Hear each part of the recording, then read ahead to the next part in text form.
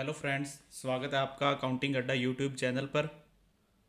आज हम accounting and finance for bankers JIB के सेकंड एग्ज़ाम के सेकंड मॉड्यूल का पार्ट बिल्स ऑफ एक्सचेंज के बारे में डिस्कस करेंगे। इम्पोर्टेंट चैप्टर है अपना ये।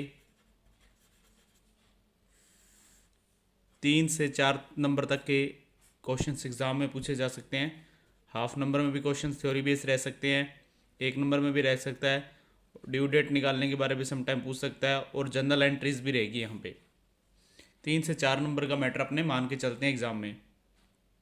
इम्पोर्टेंट चैप्टर है। चैप्टर्स में पहले थ्योरी रहेगी अपनी, फिर जो बेसिक यहाँ पे है इसका, जहाँ से क्वेश्चंस पुट किए जाएंगे, जनरल एंट्रीज। सबसे पहले अपने देखते हैं बिल ऑफ एक्सचेंज होता क्या है। बिल ऑफ एक्सचेंज को पहले समझते हैं अपने।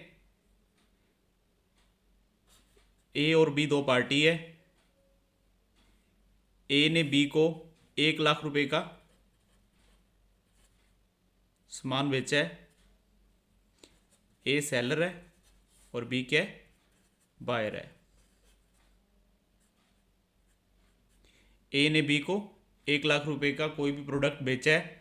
अब बी के पास दो ऑप्शंस हैं, मतलब ए बेचेगा, दो ऑप्शंस हैं, या तो कैश बेचेगा तो बी क्या करेगा, उसी समय 1 लाख रुपए ए के अकाउंट में ट्रांसफ़र कर देगा। तो मीन्स ए अपनी बुक में क्या एंट्री करेगा, कैश। यदि कैश में पेमेंट हो रही है hand to hand, cash account DR to sales account. और बी क्या करेगा, purchase account DR to cash account. Second condition, business में ज़रूरी नहीं है कि हर चीज़ मतलब कैश में ही हो। कंपनी को बार बार रॉ मटेरियल की ज़रूरत रहती है, तो वहाँ पे जो भी काम चलता है वो क्रेडिट पे भी चलता है। यही क्वेश्चंस लेके चलते हैं अपने। ए ने बी को 1 लाख रुपए का कोई भी प्रोडक्ट बेचा है। बी उसकी पेमेंट 2 या 3 महीने बाद ए को करेगा। अब ए को यहाँ पे श्योरिटी चाहिए कि ये पेमेंट 2 या 3 महीने बाद मुझे मिलनी चाहिए। तो ए उस समय क्या करेगा, बी पर बिल्स ऑफ एक्सचेंज को लिखेगा।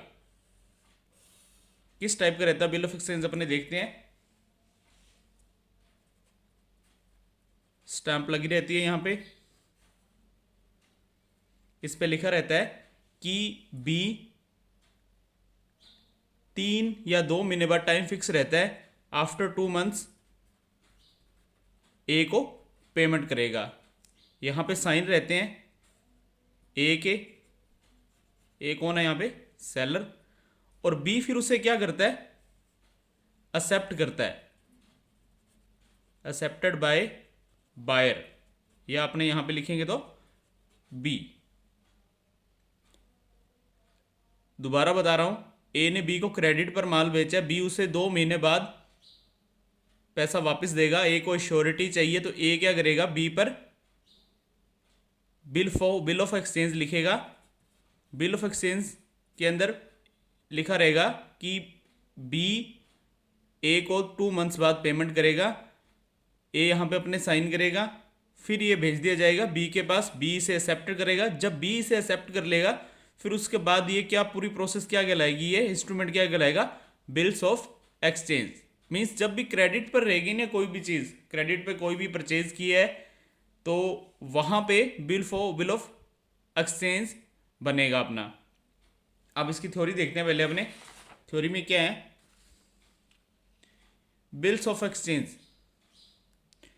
Defined section 5 of negotiable instrument act.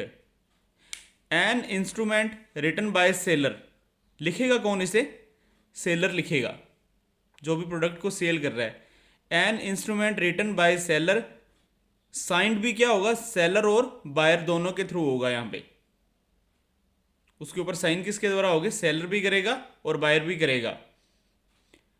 Accepted by buyer, buyer क्या करेगा, उसे लास्ट में एक्सेप्ट करेगा। कंटेनिंग एन अनकंडीशनल ऑर्डर, एक तरह से ए बी को ऑर्डर देगा कि 2 महीने बाद मुझे पेमेंट करोगे। To pay certain sum of money on a certain date. ठीक है, बना के चलते हैं। इसको बनाएगा कौन, सेलर बनाएगा इसे। ठीक है, इंपॉर्टेंट चीज़ है यहाँ पे, किसके द्वारा बनाया जाएगा, सेलर के द्वारा। साइन किसके होंगे, बायर और सेलर दोनों के होंगे। इंपॉर्टेंट है यहाँ पे, हाफ नंबर में क्वेश्चन पूछ लिया जाता है। तो पहले सेलर साइन करके बी को देगा बायर को, बायर क्या करेगा, उसे एक्सेप्ट करेगा। कंटेनिंग अनकंडीशनल ऑर्डर, ए क्या कहेगा, ए बी को ऑर्डर दे रहा है कि मुझे इतनी पेमेंट इतने टाइम बाद चाहिए। सेलर बायर को ऑर्डर दे रहा है to pay certain sum of money on a certain date. Parties देखते हैं इसमें कौन कौन सी होती है, ड्रायर, ड्रोवी और पेई। ड्रायर कौन होगा, जो पर्सन बिल ऑफ एक्सचेंज को लिख रहा है, तो मीन्स कौन होगा, सेलर होगा ड्रायर। ड्रोवी कौन होगा, the person on whom bill of exchange is written, जिस पर बिल लिखा जा रहा है। बिल किस पर लिखा जा रहा है, जिसने उधार लिया है, मीन्स कौन होगा, बायर। पेई कौन होगा, a person who is going to receive money, कौन रहेगा, वो पेई रहेगा। पेई यहां पे कौन रहेगा, जो सेलर है, इसी ने तो पेमेंट की, यही बाद में अमाउंट रिसीव करेगा।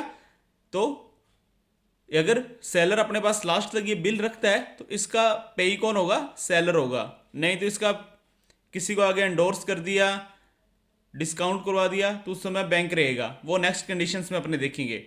तो दोबारा इसको बता रहा हूं कि बिल ऑफ एक्सचेंज कैसा रहेगा अपना। बिल ऑफ एक्सचेंज लिखेगा कौन, पहले तो ये नोट कर लेना, सेलर लिखेगा। और सेलर को अपने क्या बोल रहे हैं, drawer. A instrument written by seller, signed by seller and buyer. Drawer इसे लिख के यहां पे अपने जो भी कंपनी का नाम है साइन कर देगा। फिर ये बिल किसके पास पहुंचेगा, बिल पहुंचेगा बायर के पास। तो यहां पे एक कॉलम होगा अपना एक्सेप्टेड बाय बायर, तो यहां पे साइन होंगे बायर के। एक्सेप्टेड बायर यहां पे कौन होगा, उसको क्या कहेंगे अपने टर्म्स के अंदर, ड्रॉवी, स्टैंप। और यहां पे लिखा होगा आफ्टर 2 मंथ्स या 3 मंथ्स, जब भी पेमेंट करेगा वो। तो दोबारा देख लेते हैं, an instrument written by seller, signed by buyer and seller, accepted by buyer, containing an unconditional order to pay a certain sum of money on a certain date। Party इसमें 3 रहेगी अपनी, ड्रायर जो बिल को लिख रहा है, ड्रोवी जो उसे एक्सेप्ट कर रहा है या फिर जिसके ऊपर बिल लिखा जा रहा है, पेई जिसको लास्ट में पेमेंट मिलेगी। पेई अगर ये सेलर लास्ट तक बिल अपने पास रखता है तो पेमेंट किसको मिलेगी, तो उस कंडीशंस में क्या होगा, ड्रायर और पेई सेम रहेंगे। अगर दूसरी कंडीशंस बनेगी वो नेक्स्ट अपने आगे जब भी जनरल एंट्रीज करेंगे वहां पे देखेंगे। एक बार इस कंडीशंस में ड्रॉअर और पेई दोनों सेम ही रहेंगे। फिर चलते हैं नेक्स्ट अपने आगे, प्रोमिसरी नोट। प्रोमिसरी नोट के अंदर क्या रहेगा, an instrument written by buyer. जो इंस्ट्रूमेंट है वो किसके द्वारा लिखा जाएगा, बायर के द्वारा लिखा जाएगा। Unconditional promise to pay, no acceptance, pay certain money on a certain date. देखो पहले तो था बिल ऑफ एक्सचेंज, अब सेकंड कंडीशन है अपना, जो सेकंड पार्ट है अपना वो है प्रोमिसरी नोट। प्रोमिसरी नोट कैसा रहेगा, प्रोमिसरी नोट लिखेगा कौन, प्रोमिसरी नोट रिटन बाय क्या होगा, written by buyer. Written by buyer कौन लिखेगा, जिसको माल चाहिए। तो अब वो ऑर्डर तो देगा नहीं, वो क्या करेगा, प्रॉमिस करेगा कि मैं ये पेमेंट 2 या 3 महीने बाद आपको पे कर दूंगा। और इसके अंदर ऐसा नहीं है कि सेलर की एक्सेप्टेंस है, इसके अंदर कोई भी सेलर की एक्सेप्टेंस नहीं चाहिए। यहां पे दोबारा देख लेते हैं इसे, इंस्ट्रूमेंट को लिखेगा कौन, बायर लिखेगा, प्रॉमिस करेगा कि इतने टाइम बाद मैं आपको इस डेट पर ये सर्टेन अमाउंट आपको दूंगा। तो इसके अंदर क्या रहेगा अपना, 2 पार्टीज रहेगी यहां पे। एक तो रहेगा मेकर, मेकर कौन होगा, जो प्रोमिस कर रहा है, या फिर ए person who makes the note, जो इस नोट को बनाएगा, प्रोमिसरी नोट को। पेई कौन होगा? A person who is to receive money. अगर उसे सेलर अपने पास रखेगा तो लास्ट में पेई सेलर बनेगा। यहां पे दोबारा बता देता हूं, दोनों में अपने डिफरेंस देख लेते हैं, क्रिएट कर लेते हैं। Bills of exchange, promissory note. ठीक है, सबसे पहले अपने देख लेते हैं बिल्स ऑफ एक्सचेंज में कितनी पार्टी रहेगी अपनी? 3 पार्टी रहेगी, ड्रायर, ड्रोवी और पेई। प्रोमिसरी नोट में कितनी पार्टी रहेगी अपनी? मेकर्स और पेई। कितनी पार्टी रहेगी अपनी? 2 पार्टी रहेगी यहां पे। फिर देखते हैं यहां पे इसे लिखेगा कौन? रिटन बाय सेलर, और यहां पे रिटन बाय क्या रहेगा? Written by buyer. फिर नेक्स्ट आगे इसमें क्या आएगा? अनकंडीशनल ऑर्डर्स, और यहां पे क्या रहेगा? जो भी बायर लिखेगा वो ऑर्डर नहीं दे सकता, वो क्या करेगा? प्रॉमिस करेगा। तो इसके डिफरेंस भी इस तरह अपने बना सकते हैं, एग्जाम में क्वेश्चन अगर आ जाए तो याद रखना। बिल ऑफ एक्सचेंज में देख लेते हैं पहले। बिल ऑफ एक्सचेंज को लिखेगा कौन?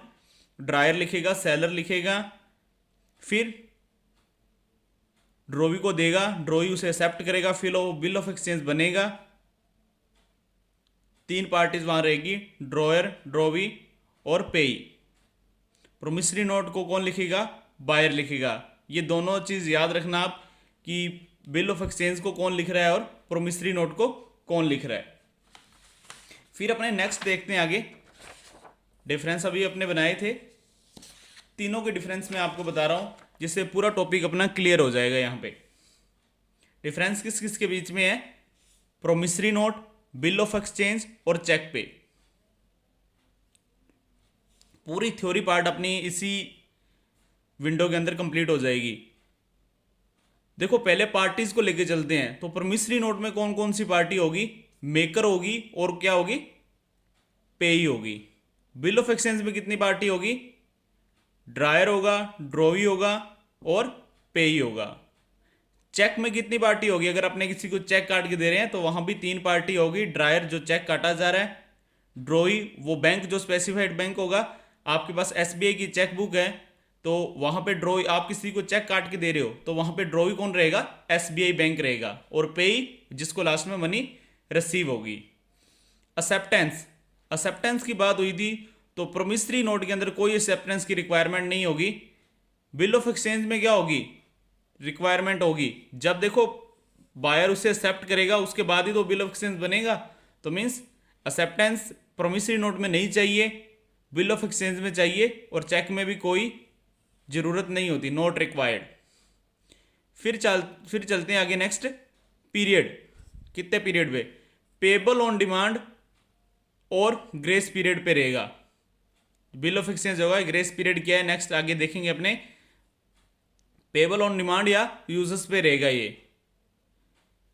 बिल ऑफ एक्सचेंज भी क्या होगा? पेबल ऑन डिमांड या यूजर्स में रहेगा ये।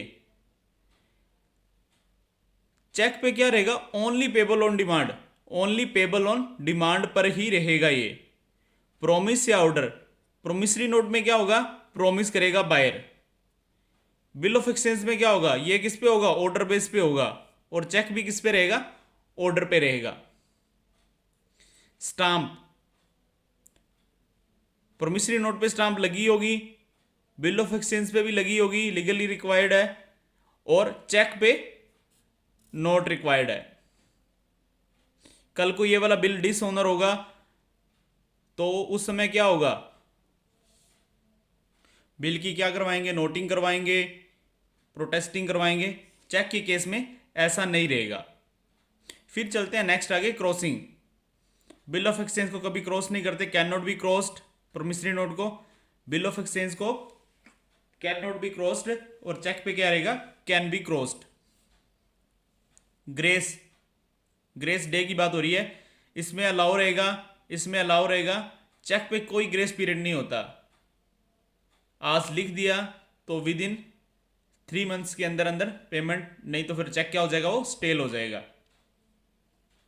दोबारा बता देता हूं, पार्टीज की बात करें, जो मेन पार्ट्स है वो बता देता हूं। पार्टीज, प्रोमिसरी नोट में 2 पार्टी रहेगी, बिल ऑफ एक्सचेंज में 3 और चेक में भी 3। एक्सेप्टेंस प्रोमिसरी नोट में नहीं चाहिए, प्रोमिसरी नोट में नहीं चाहिए, बिल ऑफ एक्सचेंज में एक्सेप्टेंस रिक्वायर्ड है।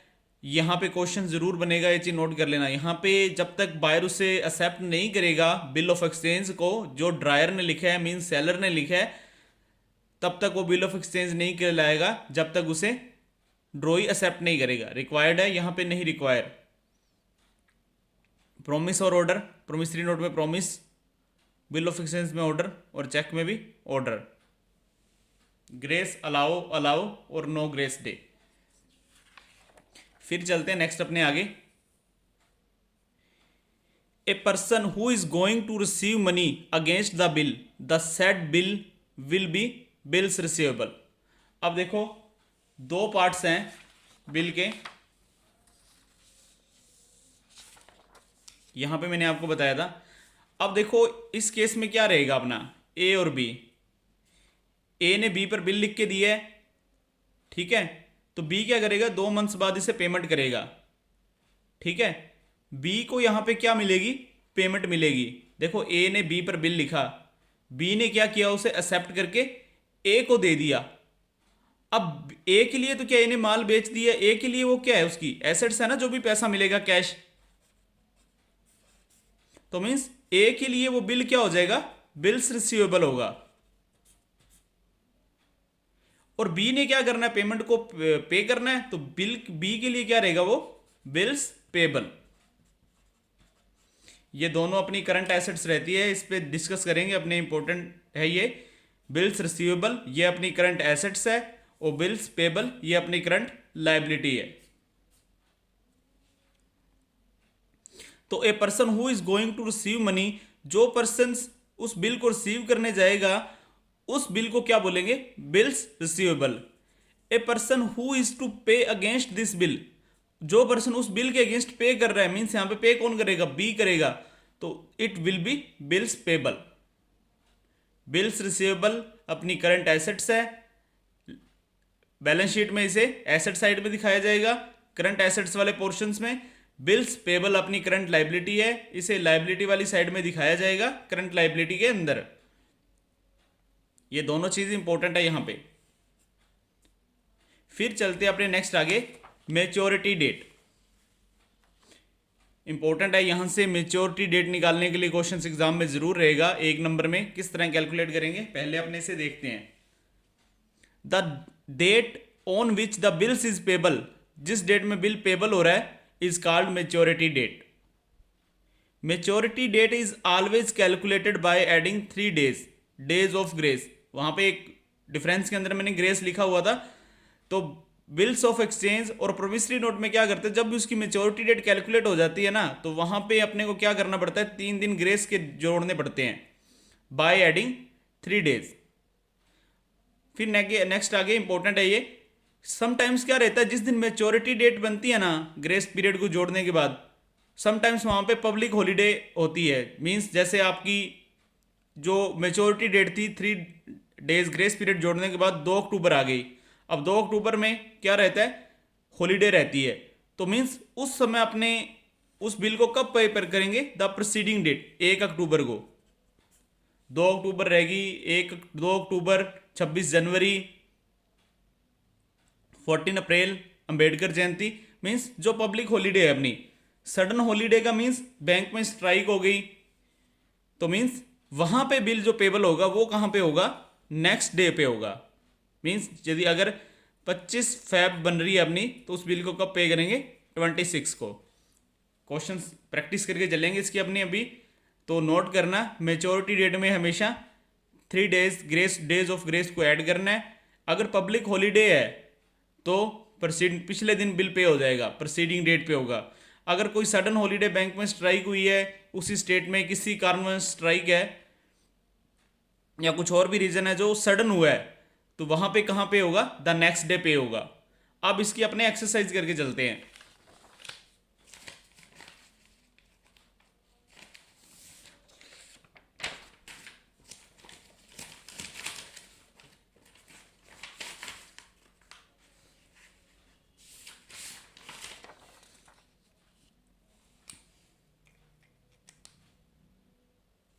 जैसे क्वेश्चंस अपने को दे रखा है, बिल ऑफ एक्सचेंज लिखा जा रहा है अपना,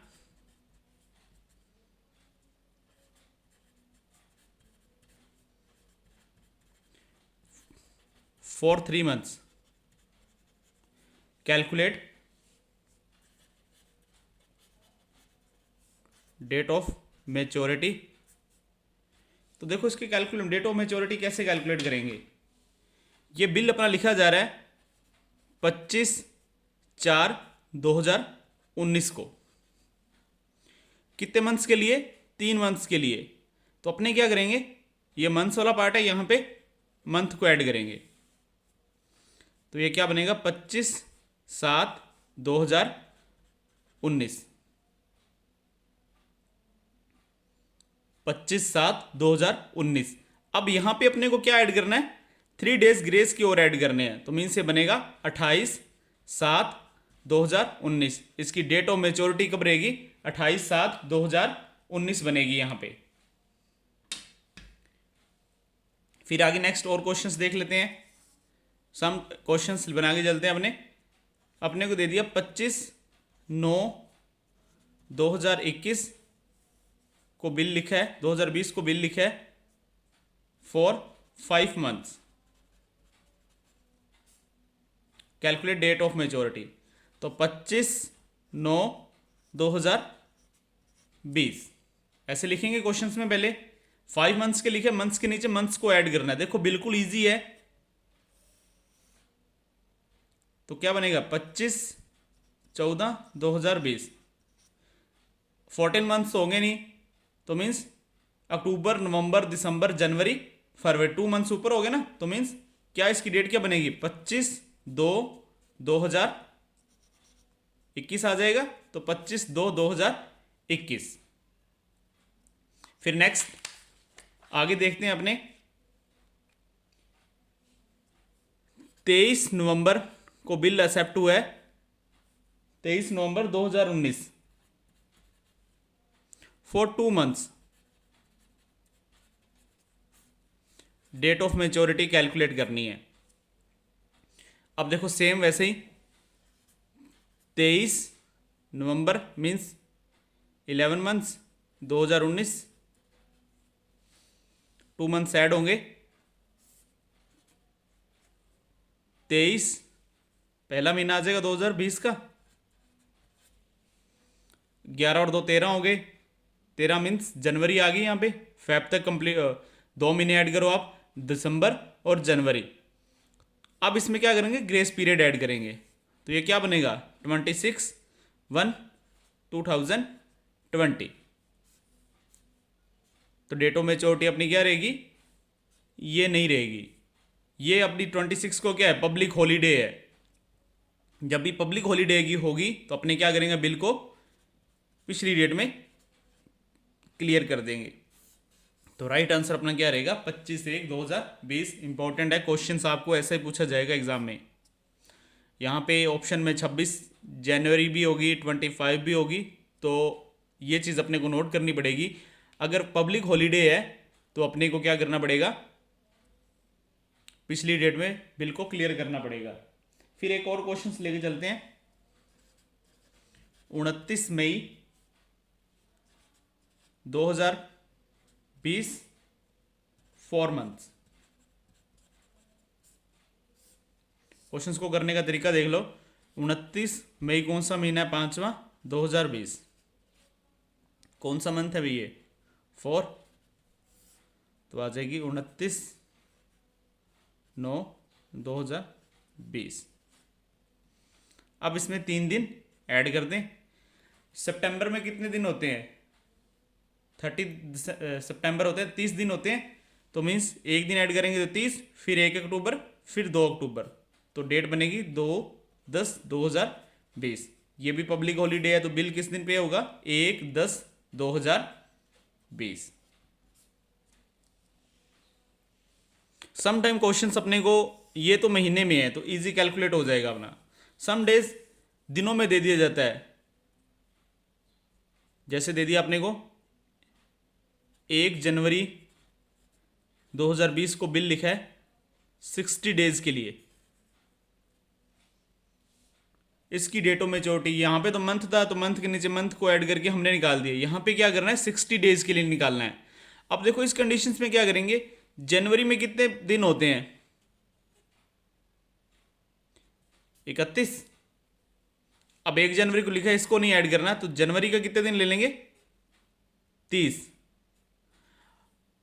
2020 में अब नेक्स्ट बनेगा फरवरी। फरवरी के 2020 में देखो ये चीज नोट कर लेना, जनवरी अगर दिसंबर के पास में क्वेश्चंस आ जाए तो वहां पे ये चीज नोट कर लेना, वो जो ईयर रहेगा वो लीप ईयर है या नहीं है, ये चीज नोट कर लेना। अब 2020 आपका लीप ईयर है या नहीं है?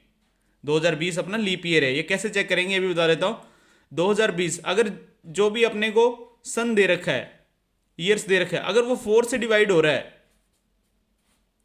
उसमें 4 का डिवाइड पूरा जा रहा है, 505 मीन्स पूरा डिवाइड हो रहा है, तो वो अपना क्या रहेगा? लीप ईयर रहेगा। और लीप ईयर में पूरे ईयर्स में कितने दिन रहेंगे? 366 डेज। और फेब में कितने रहेंगे? 29। तो यहां पे पूरा कंप्लीट हो रहा है 29, और एक दिन आ जाएगा अपना मार्च का। अब अपनी डेट क्या बनेगी? 1 मार्च 2020। इसके अंदर क्या करनी है? ग्रेस पीरियड को हमेशा ऐड करना है, ये चीज नोट कर लेना। तो राइट आंसर अपना क्या बनेगा? 4 मार्च 2020। एक क्वेश्चन और देख लेते हैं। अपने को दे रखा है 15 जुलाई 2019 फॉर 60 डेज। जुलाई में कितने दिन होते हैं? अभी 31 दिन, 15 ये निकल गए, 16 दिन यहां पे ऐड हुए। जुलाई के बाद अगस्त, अगस्त में कितने होंगे? 31, ये नोट कर लेना कितने होंगे? 47। सितंबर में कितने दिन लेने पड़ेंगे फिर? 13। तो मीन्स 13 सितंबर पे अपने आ गए। फिर उसमें ग्रेस पीरियड 3 डेज ऐड करेंगे, तो 16/9/2020। तो इस तरह से अपने क्या करेंगे? डेट ऑफ मेच्योरिटी कैलकुलेट करेंगे। इस चैप्टर में हमने थ्योरी प्लस ड्यू डेट कैसे निकालनी है, यहां पे 1 नंबर का क्वेश्चन एग्जाम में रहेगा ही रहेगा, तो उसको आसानी से निकालना है। फिर नेक्स्ट अपने देखते हैं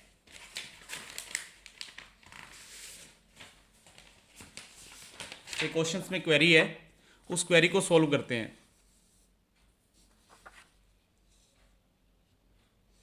क्वेश्चन है अपना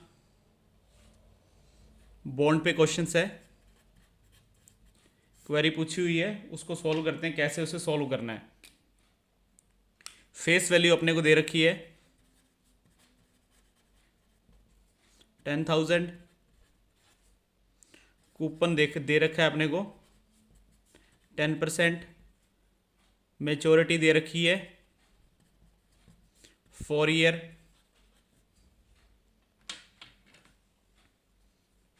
और अपने को वाईटीएम यील्ड दे रखा है, आर दे रखा है means 10%। Calculate modified duration.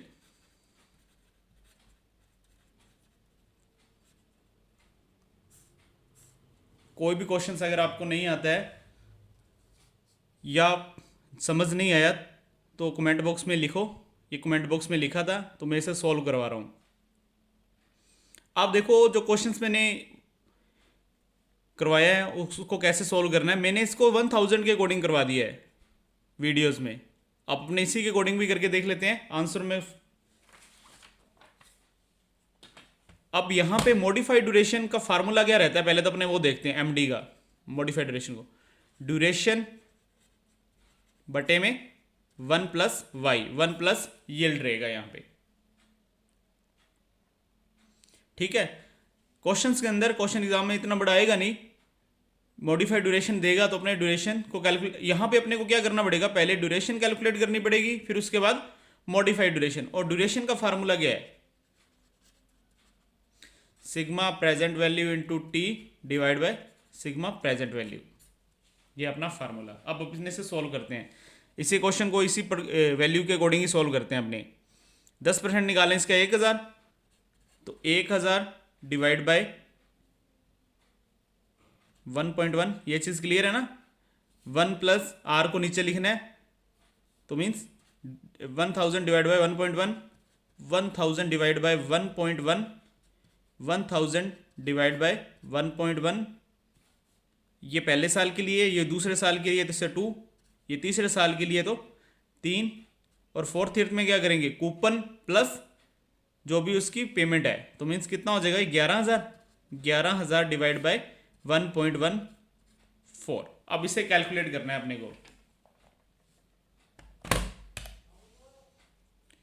1000 divide by 1.1,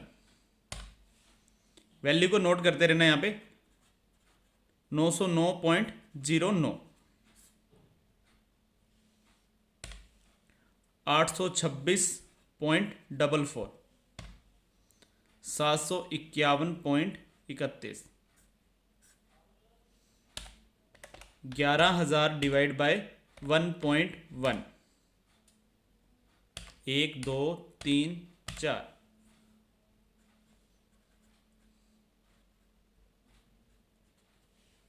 ठीक है। अब ड्यूरेशन बनाना है, इसे टाइम से भी मल्टीप्लाई करना पड़ेगा। इसे 1 से करेंगे, इसे 2 से करेंगे सेकेंड ईयर के लिए, इसे 3 से करेंगे और इसे 4 से करेंगे। इसको 4 से कर ले पहले, यहाँ पे आएगा 3052.59, 826.44 इंटू 2, 1652.88, 7531 इंटू 3,